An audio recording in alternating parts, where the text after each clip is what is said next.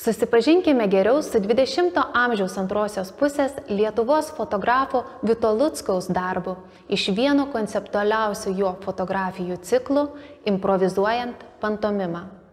20-ojo amžiaus 7-ojo dešimtmečio pabaigoje, 8-ojo dešimtmečio pradžioje, kurdamas šį ciklą, Vitas Luckus bendradarbiavo su garsiu teatro režisieriumi Modriu Tenisonu ir jo pantomimos trupe.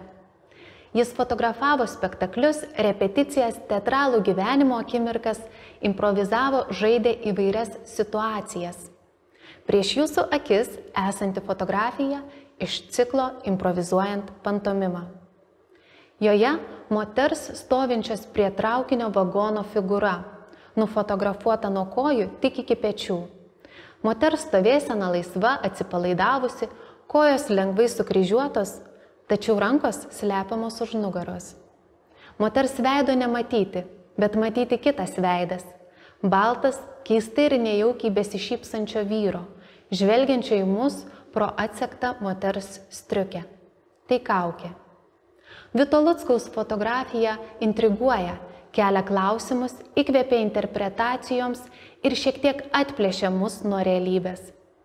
Taip pat užmena mįslę. O kągi pats kūrėjas norėjo pasakyti šiuo savo kūriniu? Kiekvienas iš mūsų savaip perskaitysime čia užrašytus kodus ir atrasime savąsias šio kūrinio prasmes. Vitui Luckui, kuriant šį ciklą, svarbu buvo atskleisti tai, kas neapčiuopiamo tūno žmoguje. Čia abstrakcija realesnė už realybę. Kūrėjo tikslas, jo paties žodžiais kalbant, ištrūkti iš geležinių fotografijos spąstų, akimirkai atsiduoti baisiai sapno iliuzijai. Sovietinėje Lietuvoje Vito Luckaus kūryba nebuvo priimta ir suprasta. Jis nepakluso cenzūros reikalavimams, nėjo į kompromisus, todėl jo darbai nedažnai buvo eksponuojami parodose. Ne veltui kūrėjas savo darbus sudėjo į paties pagamintus vienetinius autentiškus albumus. Ši fotografija nugulė į pirmąjį mimų albumą. Vitas Luckus – fotografas mąstytojas.